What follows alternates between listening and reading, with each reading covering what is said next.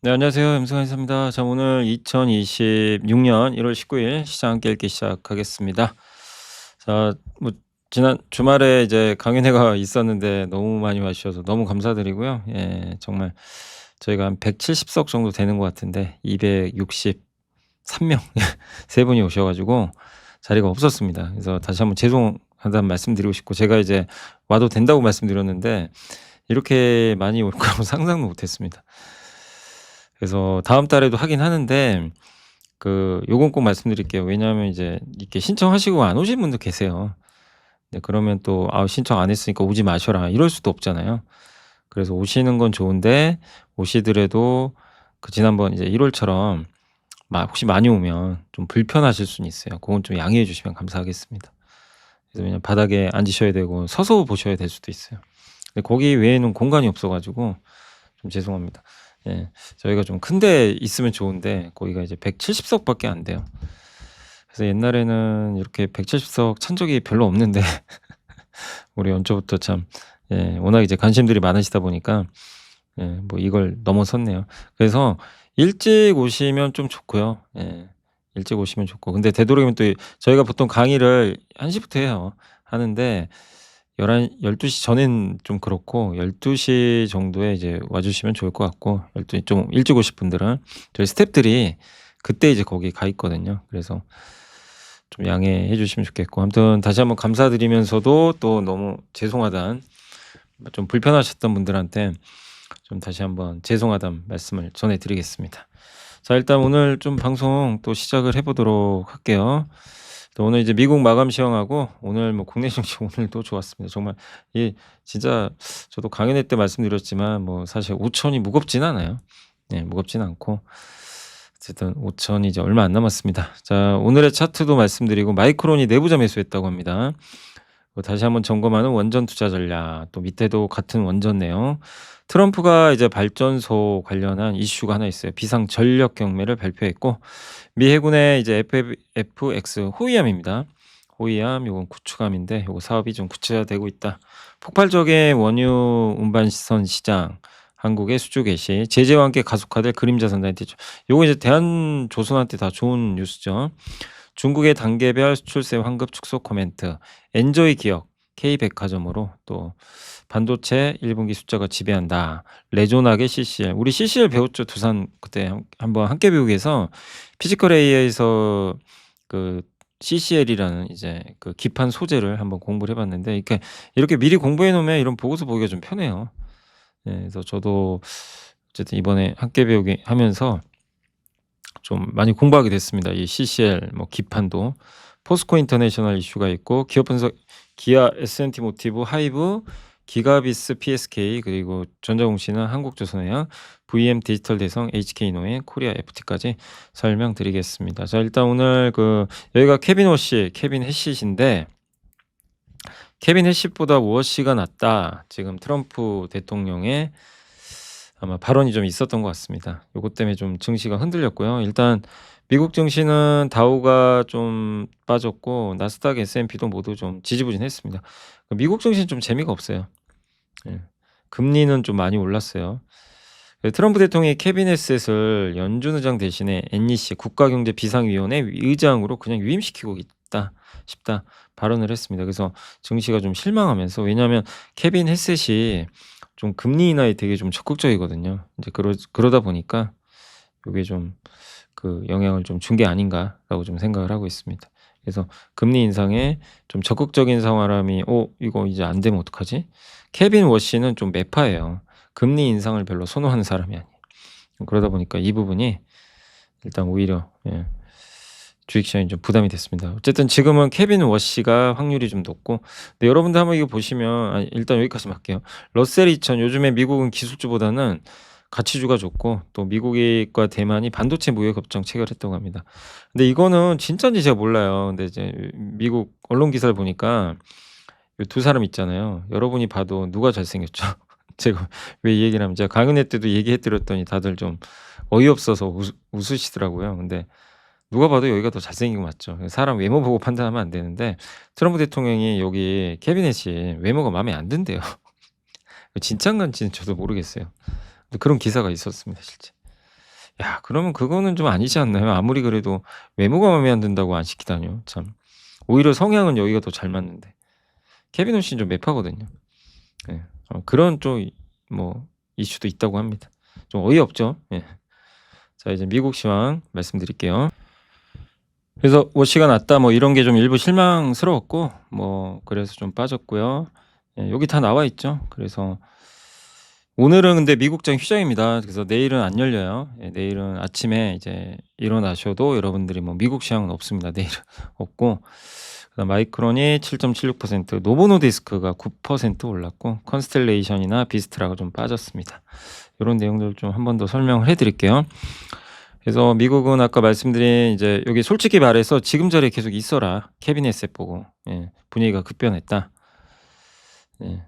그래서 헤셋이든 다른 누군가든 근데 그 누가 연준회의 돼도 저는 금리 인하할 거라고 봐요. 트럼프가 밀어붙일 겁니다 성향상. 예. 그래서 워시가 된다고 금리 인하 안 하고 뭐 그러진 않을 것 같아요. 근데 어쨌든 시장은 워시가 된다면 '아 금리 인하 덜 할 거다.' 그래서 금리는 올랐습니다.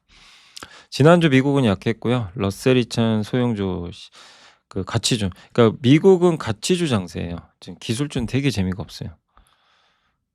소형주가 2년 넘게 부진했는데 이제 막 이렇겠다. 그러니까 미국에서는 논란이 큰 게요.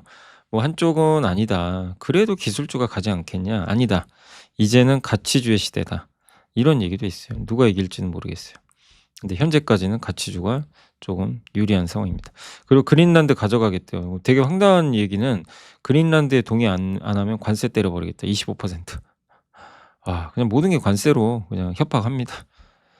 자 트럼프 아까 말씀드린 대로 요건 넘어갈게요. 캐비넷 시 될 가능성이 떨어졌다. 그리고 미셸 보머 연준 의사는 "금리 인하해라. 예 금요일 중앙은행이 노동시장의 잠재적 악세에 선제적으로 대응하는 것을 최우선 과제로 삼아야 한다며 향후 추가 금리 인하 여지가 있음을 시사를 했습니다.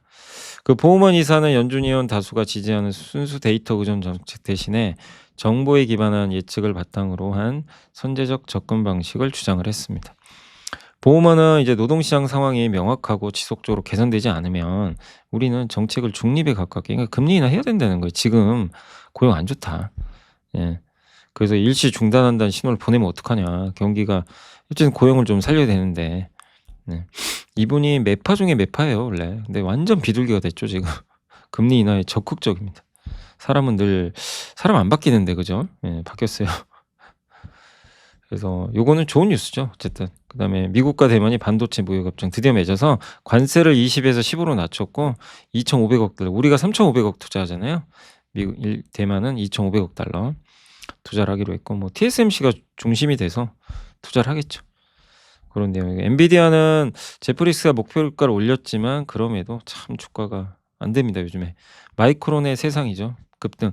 특히 전 TSMC 공동 CEO 마크 류가 마이크론 주식 이분이 내부자거든요. 예. 그래서 매수를 했다는 그런 소식이 좀 있었고 TSMC도 근데 TSMC 실적 그렇게 좋은데도 주가 보합에 끝났어요. 그죠? 차익 매물이 좀 나왔습니다. 노보노디스크 경구용 위곱이 나왔잖아요. 완전 대박이랍니다 지금. 너무 잘 팔린대요. 예. 히트하고 있다.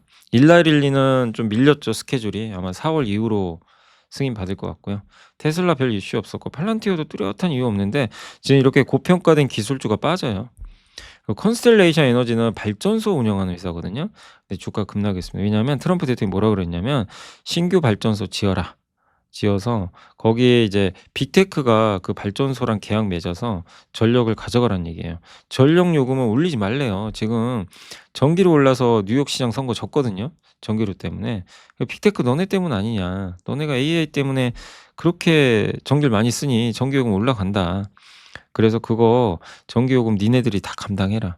그래서 그거 하고 싶으면 발전소를 아예 지으라는 거예요. 자체적으로 짓든가 아니면 지어진 발전소랑 계약을 맺든가. 아니면 신규로 근데 어쨌든 전기요금을 올리면 안 돼요. 그럼 발전소 회사들은 전기를 많이 생산해서 많이 비싼 가격에 팔면 되잖아요. 그걸 이제 못하게 막아 버리는 거예요. 예. 그리고 이렇게 되면 데이터 센터 기업들이요. 뭘 하냐면 자체 발전소를 지어 버려요. 데이터 센터 옆에다가. 기존 발전소 이용 안 하고. 그게 더 쌀 수 있거든요.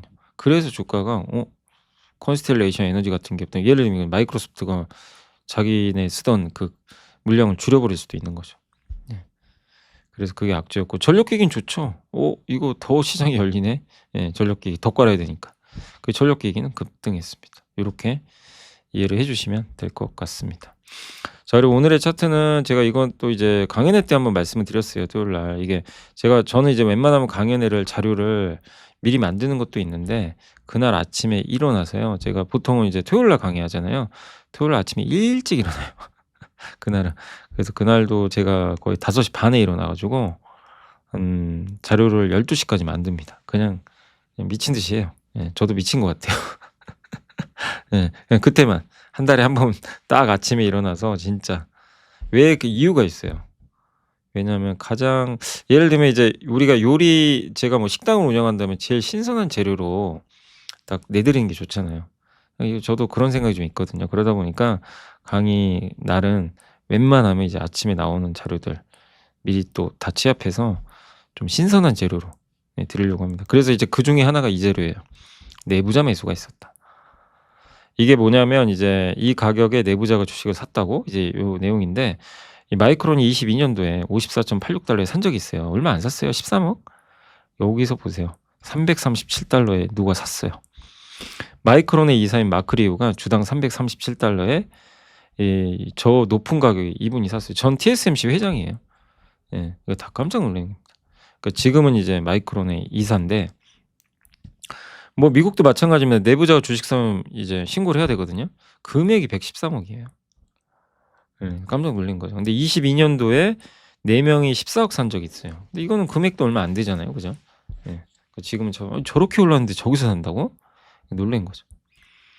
예. 지난해 마이크론 200%나 올랐는데 그만큼 이분이 봤을 때는 지금 마이크론 싸다.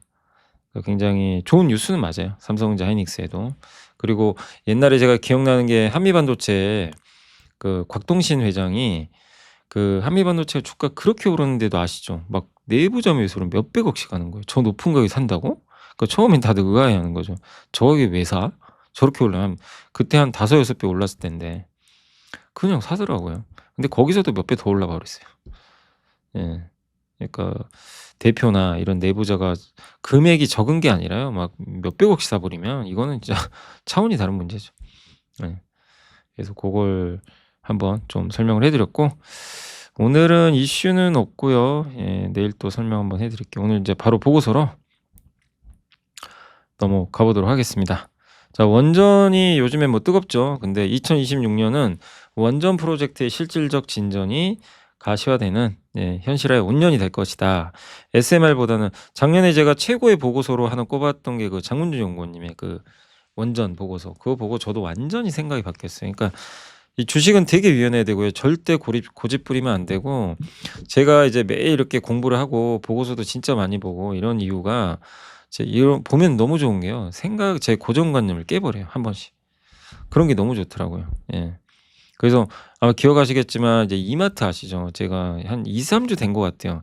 그 신영증권의 서정현 연구원님이 이마트 보고서인데, 저는 원래 이마트를 별로 그렇게 좀 탐탁치 않아 하거든요. 뭐 수익 구조도 별로 안 좋아 보이고 기왕에 할 거면 뭐 차라리 현대백화점이나 신세계가 낫지 않나. 근데 그 보고서를 읽고 고정관념이 깨져 버렸어요. '아 이마트가 이런 매력이 있구나.' 예 근데 원전도 그래요. 작년에 원전이 언제 돈 벌지? 아직 먼 거 아닌가? 근데 장문희 연구원님이 아마 작년 4월인가 5월에 보고서 쓴 거 보고 제가 올해 보고서를 한번 올려 드렸잖아요. 생각이 저도 완전 바뀌었어요. 그래서 너무 고마운 보고서예요, 진짜. 음. 근데 지금도 굉장히 적극적으로 쓰시죠. 그래서 이런 걸 통해서 근데 이분이 또 생각이 바뀔 수도 있잖아요. 그래서 이제 꾸준히 봐야 되는 거예요. 꾸준히 보면서 이제 업데이트하는 거죠. 그러니까 주식 투자는 절대 그런 게 없어요. 어떻게 다 맞추겠어요. 100% 맞춘다는 거 말도 안 되는 얘기고요. 미래를 내가 예측하겠다, 그것도 말도 안 되는 얘기입니다. 예 그게 아니고, 미래를 예측은 하는데 합리적으로 이런 내용들을 종합해서 이러이러할 거다. 근데 그대로 가냐? 더 좋냐? 아니면 예상보다는 좀 약한데? 이제 이렇게는 아니거든요. 아니면 이거는 예상과는 완전 180도 반대인데? 이럴 수도 있잖아요. 거기에 따라서 내가 이제 포지션을 달리해야 되는 거죠. 그렇게 이제 근데 그걸 알기 위해서는 이런 공부를 하는 거예요, 그래서. 예. 그래서 이제 꾸준히 읽는 수밖에는 방법이 없어요. 예. 그래서 이제 이런 말씀을 계속 드리는 게 그런 겁니다. 자 그래서 SMR보다 근데 제가 읽어보니까 결론은 좋아요. 예 원전 여전히 괜찮고 우리나라 원전 현대건설, 두산 에너빌티, 항전 별남 없다. SMR보다는 대형 원전이 더 낫다 이렇게 보고 있고요.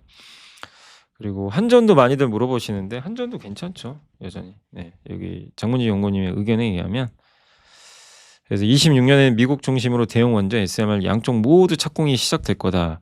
투자자 입장에선 발주의 속도와 규모가 시장의 예상치를 넘어설 가능성이 역시 염두에 두자. 그리고 단발성 프로젝트가 아니다. 이제 연속적으로 나올 거고 미국은 프로젝트 관리 건설 역량 일부 제작 공정에서 취약해요. 이게 핵심이에요. 그래서 우리나라에 손을 빌려야 되는 거예요. 그래서 원전주 투자를 해야 되는 이유 중에 하나가 우리가 왜 원전을 긍정적으로 봐야 되죠? 이게 물어볼 수 있잖아요. 여기에 답이 여기 있는 거죠. 미국 혼자 못하니까. 미국 혼자 다 하면 우리나라 원전주를 투자할 이유가 없어요. 너무 시장이 작기 때문에 그러면. 미국은 우리를 필요로 하는 거죠. 그 러시아, 중국 제외하고 원전이 그동안 신규 가동이 된 적이 없죠. 이제는 이렇게 늘어나잖아요. 저 그래프 보고 이제 늘어나겠다. 시장을 보는 거죠. 그리고 한 장으로 보는 미국 원전 10년치 대계 SMR은 3.5세대 착공합니다. 이제 올해. 미국 에너지부가 이미 보조금 줬고 펠리세이드는 현대건설과 홀텍이 연합하기로 했고 에너지부가 이미 현대건설이 그 명시를 했어요. 그 내용에. 테네시주에는 여기는 현대건설은 아니지만 TVA 주도로 이제 건설을 합니다. 착공이 이제 들어갈 거고요. 이제 진짜예요. 그냥 꿈이 아니라 현실로 만들어 가기 시작합니다. 굉장히 의미가 있고 요게 이제 SMR이죠. 그래서 3.5세대, 4세대 하고 있고 중국은 벌써 이거 한 걸로 알고 있어요. 3.5세대는. 어쨌든 요거 하고 미시건, 테너시주에 이렇게 짓게 됩니다. 그럼 대형 원전은 일단 미국 정부가 주도해서 빠르게 지금 진행을 할 것 같고 내년에 최종 투자 결정이 시작이 될 겁니다. 그래서 웨스팅하우스가 주도할 거고 여기에 이제 현대건설이나 이런 회사들이 협력사가 될 거고 두 번째는 미국이 해외 수출도 해요. 미국에서 웨스팅하우스가 저기 불가리아나 이런 동유럽에 많이 진출하거든요. 예, 그거 하는 이유가 원전은 전기 이상의 그 패권이다. 에너지 동맹. 그러니까 동유럽 국가의 원전을 지어서 에너지 동맹을 맺는 거예요. 근데 이 나라들은 러시아 기술 의존도가 높았던 국가인데 그걸 끊어버리고 이제 미국 편에 쓰란 얘기죠. 예, 우리가 지어줄게. 좀 그런 얘기를 하는 거고 그래서 우리나라가 이제 파트너가 되겠죠. 그래서 이 대형 원전 같은 경우는 해외 쪽에서 특히 동유럽 국가들 웨스팅하우스 파트너. 그래서 현대건설과 두산 에너빌리티가 수혜를 받게 되는 거죠. 요 그림입니다. 그래서 원전은 계속 긍정적이다. 다만 주가가 좀 많이 올랐으니까요. 그거는 조금 이제 단기적으로는 좀 그 부분은 조심은 해야 될 것 같고요. 자, 트럼프 발전소 내놔. 이게 무슨 얘기냐. 비상전력 경매 제도를 시행합니다. 그래서 빅테크가 발전소 기업들과 15년 확정 전력 구매 계약을 맺어요. 맺습니다. 근데 이 요금을 그래서 이제 그동안은 소비자가 냈는데 이제 데이터 센터 니들이 야 전력 인프라 너네가 쓰니까 너네가 돈 내. 이런 거죠. 15년 동안 계약 맺고. 그래서 통상 이제 PJM의 용량 계약이 1년 단위인데 비교하면 이례적으로 길죠. 그래서 데이터 센터가 필요한 발전 설비를 자체 조달하거나 이렇게 되면 PJM이 이제 저기가 전력 회사니까 저기서 뭐 예를 들면 한국전력을 생각하시면 돼요. 이제 미국은 민간 기업들이 하거든요. 그래서 PJM이 경매를 통해서 그 신규 발전 설비를 확보한 다음에 이걸 이제 전기를 판매하는 거죠. 근데 이거를 이제 데이터 센터 니들이 사가라. 아니면 그게 싫으면 데이터 센터 운영하는 빅테크들이 자기가 직접 발전소를 지어서 그걸 데이터 센터에 공급을 하든가요. 그래야 되는 거죠. 그래서 이제는 소비자의 생활비 부담을 그동안 가중시켰고 수요가 많은데도 공급이 부족한 이런 부분들이 있는데 이걸 좀 만회하겠다는 내용인 것 같고 전력기기니까 좋죠. 전력기기는 기존의 발전소 회사에도 공급하지만 이제는 빅테크가 이걸 필요로 해요. 그러니까 양쪽에서 다 들어옵니다. 수요가. 두산 에너빌리티나 두산 퓨어셀이 국내 회사들한테 낙수 효과 기대된다. 이런 내용이고 특히 글로벌 가스터빈 빅3 GE 버너바, 지멘스, 미쓰비시가 수주잔고가 이미 3년치 이상이 다 이렇게 쌓여 있거든요. 그래서 지금 주문해도 29년에나 터빈을 받을 수가 있는 상황이라고 합니다. 그래서 그런 걸 본다면 어쨌든 이제 그 국내 두산 에너빌리티한테 낙수 효과 생기겠죠. 갑자기 제가 이제 회의가 갑자기 생겨 가지고 참 지금 5시10 분인데 빨리 해야 되겠네요. 이거 늦어 버렸네요. 오늘 할 거 많은데. 일단 해 보겠습니다. 어쨌든 글로벌 가스터빈 빅3 수주 잔고가 지금 3 년치 이상이니까 이제, 왜냐면 이제 투자 에너빌리티한테 온다는 얘기예요. 이렇게 보시면 되겠고, 그다음에 조선주도 요거 제가 오늘 조선주 보면서 느낀 건 이제 괜찮다. 그리고 이제 미 해군의 그 호위함이죠. 그래서 현대중공업에서 이제 신형 간담회에서 헌팅턴 인걸스가 이번에 수주를 했거든요. 협력사예요, 현대중공업이. 근데 요거에 이어서 현대중공업이 두 번째 조선소로 이제 선정이 되기 위해서 노력을 하고 있다고 합니다. 해 주면 정말 좋죠. 근데 그거는 법을 바꿔야 되는데 미국이 법을 어떻게 바꿀지 봐야 되겠고, 현대중공업이 왜 유리하냐면 강철 선체 전투함 건조 트랙 레코드, 그러니까 수주 이력이 오스탈 USA는 굉장히 부족하고요. 이지스 구축함도 이게 굉장히 오래 걸리나 봐요, 만드는데. 우리는 경쟁자보다 훨씬 잘한다. 이거를 좀 이제 어필하고 있는 것 같습니다. 그 트럼프급 이제 구축함이겠죠, 이거는.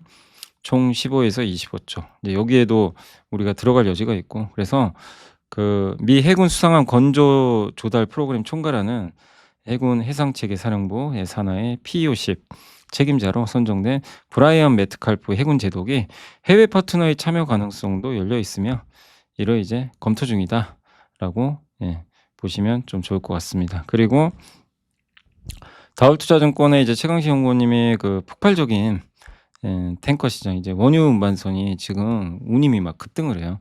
그래서 미국 베네수엘라의 공격, 잔금 상선의 VLCC 대규모 매입, 이란 반정부 시위, 이런 것들이 이제 공급을 줄이거든요. 그래서 운임이 30% 올랐다고 합니다. 그래서 최근에 하나오션이 좀 비싼 값에 초대형 VLCC 원유 운반선 3척을 수주를 따낸 거죠. 대한조선도 최근에 수주 계속 나오죠. 지난주에만 2건 있었어요. 그래서 2028년 수주를 채우고 있죠. 그러니까 최강시 연구원님이 지난주에 이제 썼던 보고서 한번 소개해 드렸잖아요, 대한조선. 거기에 이제 올해 수주를 잘 채우느냐가 중요하거든요. 그래야 28년 매출이 나오는데 일단 벌써 4척 채웠습니다.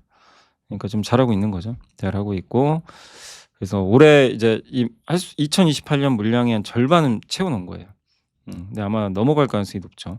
지금 벌써 이제 1월인데 절반을 채워 버렸어요, 벌써. 굉장히 빠른 속도라고 보시면 되겠고, 그다음 DS투자증권의 김대성 연구원님도 그림자 선단은 어쨌든 이제 암암리 활동하는 선박이죠. 그래서 베네수엘라 봉쇄 작전 이후로 미국이 납포해 버렸어요, 이 배들을. 그러니까 어떻게 보면 이제 VLCC 초대형 원유 운반선인데 이런 것들을 막 미국이 압류해 버리고. 근데 현재 미국 EU가 블랙리스트에, 이제 불법이라는 거죠. 거기에 등록된 선박이 1,000척이나 된대요. 그래서 총 한 이 그림자 선단 전체 규모가 1,500에서 2,000척인 점을 감안하면 절반 이상이 이제 어떻게 보면 2,000척 중에 1,000척이 저기 블랙리스트에 들어갔으니까 저기는 이제 움직이기가 어려운 거죠. 그리고 그림자 선단은 배도 되게 오래됐어요. 23년. 탱커선은 22년 되면 배를 폐선해요. 근데 이거 너무 이미 수명을 당한 거죠. 그래서 배를 이제 안 바꿀 수는 없는 거고, 폐선을 할 수밖에 없는 거죠. 그러면 선박 공급이 주니까 이 선박 가격 오르고 또 탱커선 운임도 오르겠죠. 그래서 탱커선을 운임한 이제 운영하는 선주들은 돈을 많이 벌겠죠, 운임이 오르니까. 그러면 그 돈 가지고 또 발주를 해요. 그래서 대한조선한테 좋은 거죠, 이거는. 성과 협상에서도 유리하다. 그래서 그림자 선단이 되게 이게 많죠. 여기 보시면 요때 발주한 게 많은데 요게 이제 그 나이가 이제 든 거죠, 이렇게. 그리고 수에즈막스급이 이제 검은색 선인데 운임 튀는 거 보시죠, 검은색. 저게 이제 대한조선의 주력입니다. 근데 대한조선의 단점이 하나 있죠. 뭐 아시겠지만 2월 1일 날 2대 주주 물량이 나와요, 보유수가. 이제 그것 때문에 이제 좀 짜증이 나는 거예요. 안 그러면 주가 많이 갔을 것 같은데 그 보유수 물량이 이제 차라리 빨리 풀리는 게 낫죠. 어차피 풀려야 되거든요. 시간이 이게 정해져 있기 때문에 풀리긴 풀려요. 근데 이제 2월 1일 날 풀리니까 오히려 그게 풀리고 나면 주가가 또 더 오르지 않겠냐. 그전까지는 좀 눌러버릴 것 같고요, 약간. 그래서 어쨌든 근데 중요한 건 펀더멘털입니다. 펀더멘털 좋으면 뭐 끝까지 좀 보셔도 좋을 것 같고, 그다음에 2차 전지 저기 어느 분이 있었는지 이걸 쓰질 않았네요. 죄송합니다. 한번 찾아봐야 되겠고, 이제 성함을 안 썼죠. 아무튼 중국 단계적 수출세 환급 축소 코멘트, DS투자증권. 성함이 최태용 연구원님. 죄송합니다. 지태용 연구원님. 자, 탄산 리튬 가격 추이인데 한번 보시면 이렇게 가격이 급등해 버렸습니다. 그죠? 리튬 값이 이렇게 오르고 있어요, 최근에. 예. 이 시장이 그러니까 그때도 제가 한번 보고서 그 삼성증권 보고서 한번 설명해 드렸잖아요. 지금 주가 안 좋지만 2차 전지 좀 뭐 지표는 좋아진다. 지표는 좋은데 주가 안 빠지면 지표 따라가요. 오늘 급등했잖아요. 그죠? 오늘 뭐 삼성 SDI도 그렇고. 리튬 값이 오르면 일단 배터리는 괜찮습니다. 중국 정부가 태양광 배터리 수출 부가가치세 환급 폐지를 발표했고 태양광은 단기적으로 그러니까 수출할 때 부가가치세를 돌려줘요. 그러니까 이제 수출을 많이 하겠지만 이제 이걸 환급을 폐지하면 수출 물량을 줄여버리겠죠. 네. 그래서 이렇게 되면 그 밀어내기가 이제 끝나고 이제 그전에는 이제 이걸 날짜가 정해져 있으니까 밀어내기를 많이 할 거예요, 당분간은. 미리 넣자. 예. 미리 수출해 버리자. 그렇지만 그건 일시적이죠. 그래서 그게 끝나고 이제 2026년 2분기부터는 이제 수출 환급이 안 되니까 점유율이 우리나라 점유율이 올라가겠죠. 예. 그렇게 보시면 돼요. 그래서 우리 한국 배터리한테 유리해지고 있어요. 그렇게 되면 이제 중국산 배터리가 한국보다 15에서 20 저렴했던 건 중국의 이런 보조금 때문이죠. 환급 혜택. 이게 사라지면 이제 우리랑 가격이 비슷해져요. 그러니까 한국한테는 굉장히 호재입니다. 중국이 알아서 도와주는 거죠, 지금. 그동안은 그렇게 덤핑 판매하고 막 밑으로 밀었는데 지금은 이제 반대가 되는 거죠. 예. 이거 석유화학도 비슷해요. 요즘에 석유화학도 그렇고 태양광 중국이 우리한테는 어떻게 보면 피해를 줬죠, 그동안은. 줬지만 이제는 그 피해를 안 주는 게 아니라 이제 다시 원상복구시키는 거죠. 예. 그럼 우리랑 이제 대등한 관계에서 경쟁을 또 할 수 있으니까 석유화, 태양광 이런 2차 전지 정말 이 세 개 업종 너무 힘들잖아요. 근데 숨통이 트일 수밖에 없는 좋은 어떤 내용이라고 저는 생각을 합니다. 자, 그리고 백화점 일본이 엔저일 때 백화점 주가 많이 올랐대요. 2022, 24년에 아무래도 그 나라 통화 가치가 떨어지면 여러분이 달러가 약해져요. 미국 여행 가요. 훨씬 좋죠. 그죠? 유학 가시는 분들 달러가 막 떨어져서 1,000원이라고 생각해 봐요. 그럼 얼마나 쌉니까? 그죠? 예. 미국 여행 진짜 많이들 가시겠죠. 근데 지금 미국 여행 가기 힘들죠. 너무 비싸죠, 환율이. 예. 달러가. 근데 그 나라 통화 가치가 떨어지면 그 나라에 여행 가긴 되게 좋아요. 그래서 옛날에 엔저 때 그랬고 그래서 환율이 그러니까 어쨌든 이제 이런 거죠. 우리나라도 이제 그 환율이 어쨌든 이제 엔화가 우리나라 원화가 약한 거죠. 예. 원화가 이렇게 좀 약해지면 외국인들이 들어옵니다. 이거 환율 하락이라고 하는데 그 통화 가치라 그러는 게 맞겠죠. 환율이 하락하는 거는 그거잖아요. 그 아무래도 환율이 떨어지면 원화 가치가 오히려 강해지는 거니까. 그러니까 통화 가치가 떨어지면 외국인이 들어오고 외국인 구매력이 올라가고 백화점 같은 데 많이 갈 거고. 그래서 저는 개인적으로 옛날 같으면 면세점이 수혜인데 이제 면세점 잘 안 가니까 백화점으로 보는 게 맞죠. 그래서 우리나라 이제 백화점은 이런 구조에서 지금 원화가 약한 국면, 환율이 올라가는 국면에선 백화점이 제일 큰 수혜주다라고 보시면 되겠습니다. 또 반도체 기판 관련해서 작년 하반기에 이 반도체 소부장이 대형주보다 부진했잖아요. 근데 올해 상반기는 소부장이 실적 변화가 좀 직접적으로 발생할 것 같다. 이렇게 좀 보시면 좋을 것 같습니다. 이 전방 생산 업체들의 증설 및 공장 운영 계획을 감안할 때 작년 하반기 수주했던 부분이 올해 이제 상반기에 매출이 인식될 것 같고 지난 금요일 날 VM이 하이닉스양 수주 공시를 했거든요. 이따 설명드릴게요. 그래서 이게 이제 M14 여기는 아마 청주 공장일 겁니다.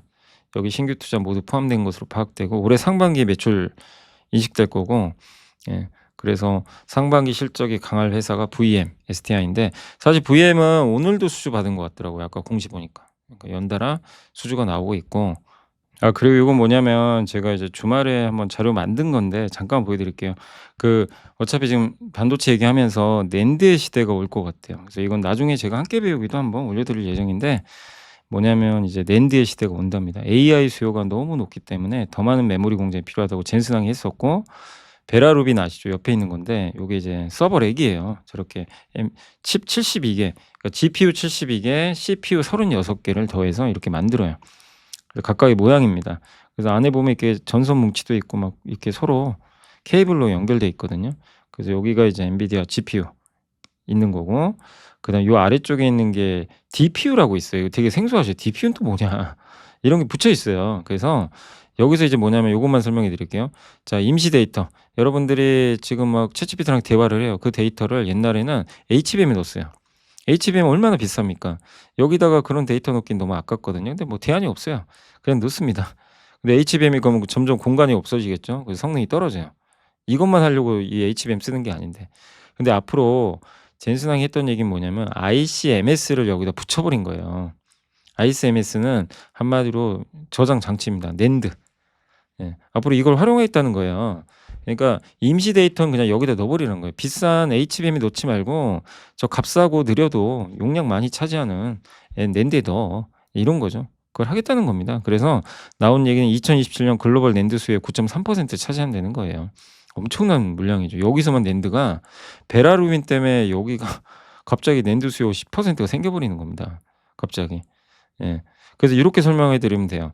요게 경찰서면 긴급한 사건 빨리 처리해야 돼요. 그런 거는 이제 GPU랑 HBM이 하겠죠. 빨리빨리 해야 되니까. 근데 경찰서장이 봐요. "야, 긴급한 건 너네가 알아서 해." 이 경찰서장이 DPU입니다, 얘가. 얘가 중앙에 관제실이에요. 컨트롤 타워고. 근데 "야, 이 사건은 굳이 지금 할 필요 없는 것 같은데. 야, 한 5 일 후에 하자. 저기 보관해 놔." 예. 그래서 여기다 콜드 데이터라 그래요. 장기 기록물 보관서, 증거물. 요걸 ICMS라 그래요. 요게 낸드가 하는 역할이에요. 저거 장치를 하나 만든 거예요. 붙여준 거죠. 그럼 굉장히 HBM은 여기 있는 이 경찰서의 그 최적의 인력들은 지금 중요한 사건만 그냥 집중적으로 하면 되죠. 중요하지 않은 사건까지 막 지금 막 다 다뤄야 되면 얼마나 정신이 없겠어요. 성능이 떨어지겠죠. 하나에만 몰두해도 이게 사건 해결하기 힘든데. 그러니까 이건 어차피 좀 시간 걸리는 거는 저 뒤로 빼. 이걸 여기 DPU라는 요 밑에 있는 애가 해 주는 겁니다. 고 내용이에요. 그럼 여기서 우리가 느낄 수 있는 게 뭐죠? 베라루빈이 나오면서 낸드 시대가 이제 열리게 되는 거예요. 이제 그 얘기를 해 드리는 겁니다. 예. 이해가 되시죠? 예. 그래서 낸드 하면 뭐죠? 낸드 식각 부품. 예. 식각 부품이라든가 또 식각 장비. 예. 식각 장비 만드는 회사도 있을 거고 또 세정 장비 또 대표적으로 이제 그 소재 있잖아요, 소재주들. 예. 그런 거 찾아보시면 되겠죠. 예. 그러니까 그런 이슈도 주말에 있었습니다. 그래서 한번 말씀을 갑자기 드린 거고 제가 자료를 하나 만든 게 있어 가지고 그래서 이제 레조나게 CCL 가격 인상인데 이제 우리 CCL도 배웠죠, 두산. 그 기판의 소재예요, 소재. 예, 거기 들어가는 이제 소재고 거기 CCL과 프리프레그. 그래서 요거는 여러분들이 제 채널 보시면 이제 채널에 보시면 예전에도 이제 이런 질문을 해 주셨는데 여기 보시면 재생 목록 있어요, 재생 목록. 그죠? 재생 목록 있죠. 그래서 여기 지금 전력, 공시일기, 자동차, 금융 여기 피지컬 AI가 있죠. 여기 이제 저희가 이렇게 해 놨거든요. 재생 목록을 좀 다시 새롭게 좀 해 놨으니까 옛날에 했던 것도 많아요, 여기 보면. 예, 되게 많죠. 우주항공부터 되게 많으니까 여기 그 재생 목록 들어가셔 가지고 여기 피지컬 AI 보시면 요거 누르시면 이제 최근에 제가 두산 한 거 있죠. 예. 두산도 한 게 있으니까 고거 한번 보시면 됩니다. 두산 삼성전기도 했었고 여기 누르시고 예, 두산 찾아서 보시면 거기에 CCL이 있어요. 그렇게 해서 한번 하시면 또 좋을 것 같습니다. 그래서 그 내용 참고하시고 아무튼 여기 레조나이라는 회사가 이 플립칩 비즈에 들어가는 기판의 CCL 점유율이 90%나 됩니다. 이번에 가격 올리겠대요. 수급이 타이트해서. 예. 그리고 T글래스는 거기 들어간 유리 섬유인데 이게 굉장히 열팽창 개수도 낮고 높은 강성, 우수한 치수 안정성 갖추고 있어서 굉장히 이제 뒤틀림과 변형을 억제하는 그런 이제 소재라고 보시면 되겠는데 이 T글래스 단독 공급 업체 일본의 니토보가 AI 수요의 급격한 확대 때문에 증설을 많이 못 한대요, 지금. 그러니까 여기가 공급이 부족하면 T글래스 단가 오르겠죠. 그러면 이것 때문에 기판도 많이 못 만들어요. 그럼 기판도 공급 부족. 예. 그러니까 모든 게 공급 부족이에요. 공급 부족이면 좋아요. 가격 오릅니다. 예. 희소한 걸 좋아해요. 주식시장은 무조건 희소해야 돼요. 예. 넘치면 안 좋아합니다. 누구나 할 수 있는 거. 그래서 이제 그런 얘기가 나온 거고요. 예. 그래서 니토보는 3분기 유리 섬유 제품 가격 이미 20% 올렸고 20%. AI 기반 ABP 기판 역시 예, 어쨌든 이 공급 부족한 별개로 근데 이제 가동률은 좀 올라오고 있대요. 예.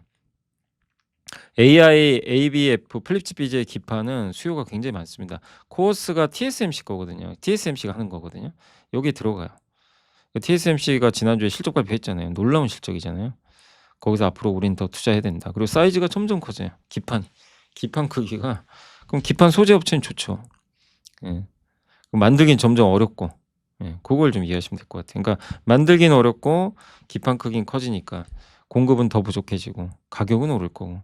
그래서 관심 종목은 삼성전기, 대덕전자, 요새 기가비수도 이게 되게 많이 나와요. 그죠? 보고서도 많이 나오고. 하여튼 검사 장비하는 회사죠. 여기를 좀 주목하자라는 내용이고, 그다음에 LNG 쪽도 포스코 인터 얘기입니다. 미국 알래스카 LNG 프로젝트에 포스코 인터내셔널 참여가 확정됐대요. 매년 100만 톤씩 구매하는 조건이래요. 이제 포스코 인터가 사오는 거죠. 포스코는 거기다 강제로 공급할 예정이라고 합니다. 조건으로 대신에 우리 포스코가 철강 제품 넣게 해달라. 우리가 사갈 테니까 LNG. 근데 100만 톤은 그 포스코 그룹 자체 포스코 인터내셔널이 인천에 LNG 공장 그러니까 발전소가 있어요. 거기에 넣겠다는 거예요. 제철소나 이런 데 원료로. 예. 그래서 거기다 쓰면 충분한 것 같고 포스코 인터내셔널의 또 자금 투입 규모나 확보 지분은 제한적이다. 돈을 그렇게 많이 들이지는 않을 거다. 부담은 없을 거다라는 얘기고 그다음에 철강제 공급하니까 포스코한테 좋은 거죠. 그리고 올해 아시죠? 저도 함께 배우기에서 상사 업종 한번 공부해 본 적 있죠.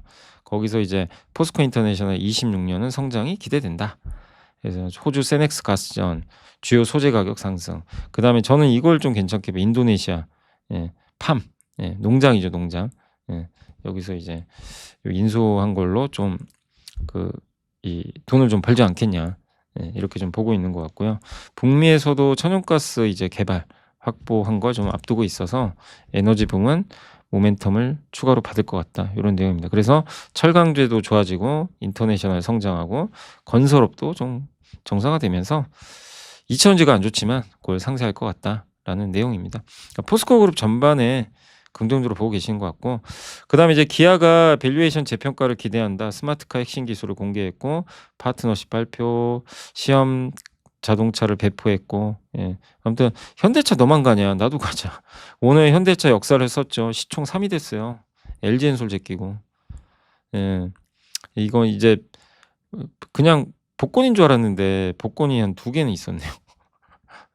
알고 봤더니 이 복권 긁어봤더니 하나가 더 있네. 약간 이런 느낌이죠. 어쨌든 전통 자동차 회사 중에 가장 높은 밸류를 받고 있는 토요타인데 그에 보면 기아는 너무나 저평가돼 있는 거죠. 적정 주가 22만 원. 로봇은 지능이 필요하다. 지능만 있으면 뭐 하겠습니까? 데이터도 있어야죠. 그걸 다 갖고 있는 회사. 다른 회사는 그런 게 없어요. 외부 제조사에 협력을 해야 돼요. 데이터 받고 싶으면. 아니면 적자를 감내하며 만들어내야 돼요. 근데 보스턴 다이내믹스는 현대차가 다 도와주죠. 데이터 주죠. 돈 없어? 내가 빌려줄게. 이런 거죠. 테슬라랑 엑스펑처럼 샤오펑처럼 이제 같이 이제 경쟁할 수 있는 거죠. 그래서 삼성증권의 이문영 연구원이면 PER 18배 받아야 된다. 현대차가. 중국과는 비슷하게 받아야 되는 거 아니냐. 그 얘기를 했던 거죠. 또 로봇 AI 팩토리도 가동할 거고. 그래서 현재 현대차는 자동차로 가는 게 아닙니다. 로봇으로 가는 거예요. 근데 이 로봇에 대한 기대감이 굉장히 커지고 아니 어쨌든 로봇하고 자율주행 때문에 테슬라는 200배 갔잖아요. PER이. 지금 전기차 안 팔리는데 200배 받으니까 아니 현대차가 200배는 못 받지만 왜 10배 이상을 못 받냐 이런 거죠. 논리가. 그렇게 바라보시면 좋을 것 같습니다. 그래서 현대차도 좋지만 기아도 괜찮고 뭐 다 괜찮죠. 현대차 그룹 전체가. S&T 모티브는 상대적으로 좀 못 갔어요. 자동차 부품 중에. 그래서 좀 제일 저평가는 돼 있는 것 같고 부담은 없죠. 가격이 못 올랐으니까. 하이브리드 카에 들어가는 모터입니다. 하이브리드 카 잘 팔리면 좋을 거고 내년 실적 좋고요. 인도 신규 공장 가동. 그다음에 이제 자회사했던 S&T 로보틱스는 S&T 홀딩스로 넘겼대요. 그래서 이제 지분은 넘기지만 S&T 로보틱스가 로봇 완제품을 만들고 모티브가 이제 로봇 부품을 만들어서 공급할 겁니다. 그래서 로봇 액추에이터랑 가장 유사한 자동차 부품이 EPS거든요. 여기 들어가는 이제 모듈형 모터 공급을 수주한 이력이 있기 때문에 로봇으로 확장할 수 있어요, 충분히. 그래서 S&T 모티브는 좀 약간 복병 같은 기업이다. 그리고 하이브는 이제 공연이 예상보다 많죠. 그래서 앞으로 90에서 100회도 할 수 있대요. 원래는 65회인데 79회는 확정됐고 회당 5만 명 가정에도 450만 명. 티켓 단가 28만 원. 테일러 스위프트가 30만 원 받았거든요. 그래서 3조 찍었어요, 매출. 그래서 저는 이 내용을 정확히 작년 여름부터 공부를 해 놨기 때문에 정확히 알고 있어요. 테일러 스위프트 아직도 그냥 외워지더라고요. 여러 번 강의도 하고 제가 이제 하이블 얘기를 좀 이렇게 분석해 가지고 하다 보니까 테일러 스위프트 좀 공부를 했거든요. 예 당시에 그러니까 하나에 300,000 원 아마 그리고 여기가 콘서트를 했고 3조 원 정도 번 걸로 제가 아직도 기억이 납니다. 예. 근데 이제 거기에 못지않은 BTS 매출이 나올 것 같아요. 예. 3조는 아니더라도. 역대급입니다 이거 진짜. 그 정도 나올 거예요. 캐치 아이는 미국 아티스트죠. 그래서 하이브가 발굴했고 지금 잘하고 있고요. 신인으로서는 놀라운 성과고 틱톡 팔로워 수가 스트레이키즈, BTS 다음으로 높다. 그래서 개인적으로는 좀 블랙핑크급으로 성장하는 거를 좀 기대를 해 보고 있습니다. 자 그리고 기가비스가 요즘에 얘기가 많이 나오는데 플리츠 BJ 증설 사이클 그러니까 아까 큰 기판 있죠? 이 기판이 증설 들어가는데 여기서 검사를 해 줘야 돼 그 안에를. 그래서 이제 수주가 많이 나올 거고 예. 이거 투자 들어가야 되거든요. 공급이 없어요. 그래서 이거 투자하면 검사 장비 수요 늘어납니다. 그리고 작년에 대규모 수주도 있어서 그게 올해 4분기부터 본격적으로 반영됩니다. 작년 4분기. 그러니까 이번 4분기 실적 기대해 보시고 올해 매출, 영업이익 다 급증 전망. 이비덴과 유니마이크론이 세계적인 이제 플립집 BJ 회사인데 AI 들어가요. 그리고 후발주자가 삼성전기. 여기도 투자 들어갑니다. 증설. 삼성전기 사장님도 얘기했죠. 사장도 요거 증설 고민 중에 있다 했던 것 같고요. 그래서 요렇게 커요. 이게 플립칩 BJ 기판입니다. 보이세요? 예. 이게 보시면 크죠? 되게 점점 이렇게 단계가 커집니다. 이게 이제 AI 데이터 센터에 들어가는 것으로 점점 사이즈가 커져. 그럼 저거 검사하는 장비도 수요가 많겠죠.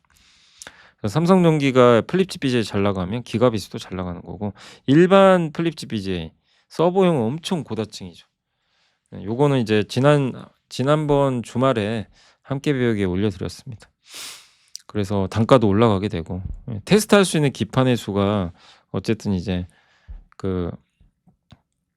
장비 한 대당 테스트할 수 있는 기판의 수가 감소하고 있고 그러니까 기판 사이즈는 커지니까 근데 기판 선폭이 미세화되니까 컬러 검사 장비를 쓰니까 단가 오르겠죠. 예. 그러니까 기판의 스펙이 올라가서 굉장히 수요가 올라간다라는 그런 내용인 것 같습니다. 그래서 이제 그동안 좀 안 좋았지만 기가비스의 성장을 올해는 좀 기대 한번 해 봅시다. 이 내용이고 PSK도 반도체 이제 PR 스트립 장비 이제 어떻게 보면 오염물질 오염물질은 아니고 PR 감각에 없애주는 장비를 만듭니다. 그 회사고 지난주에 공시로 한번 설명해 드렸잖아요. 예. 웨이퍼에 감각 물질을 붙이는데 그걸 없애주는 씻어주는 장비고 중국이 경쟁사예요. 그래서 미국은 중국 제품 안 쓰거든요. 그래서 PSK가 점유율이 올라갈 수 있고 베베레체는 끝부분에 웨이퍼 동그란 데 끝에요. 오염물질 쌓여요. 그거를 웨이퍼가 이제 돌아가면서 이걸 씻어줍니다. 그런 장비를 만들어요. 세정 장비는 필수 장비다라고 말씀을 드리겠습니다. 자 이제 급하게 좀 한번 해봤고 공시까지 이거 다 할 수 있을지 모르겠네요. 일단 좀 한번 해볼게요. 자 일단 이제 한국조선해양이 현대사모가 초대형 가스 운반선 요새 가스선 수주 잘 되고 있죠. 수주 받았고 VM 아까 말씀드린 하이닉스에 공급하는 식각 장비 회사예요. 되게 독특해요. 우리나라에 식각 장비 회사는 거의 없어요.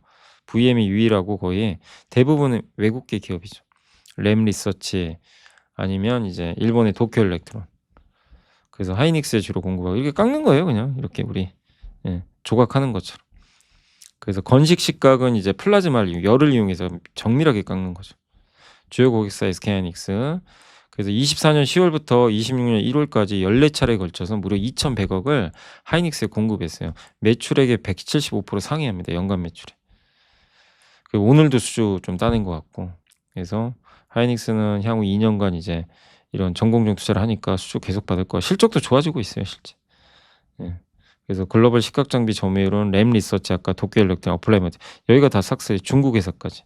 VM은 그래도 틈새지만 하이닉스라는 엄청난 고객을 확보하고 있습니다. 근데 경쟁이 다른 장비보다 치열하진 않아요. 그래서 이건 이제 폴리에처, 메탈 식각 장비, 금속 배선, 이제 산화물 식각 장비 이제 각각의 특징은 좀 다르다라고 보시면 되겠고, 예. 그래서 뭐 고부가치 제품도 지금 하고 있고요. 빨리 넘어갈게요. 오늘 좀 시간이 없어가지고.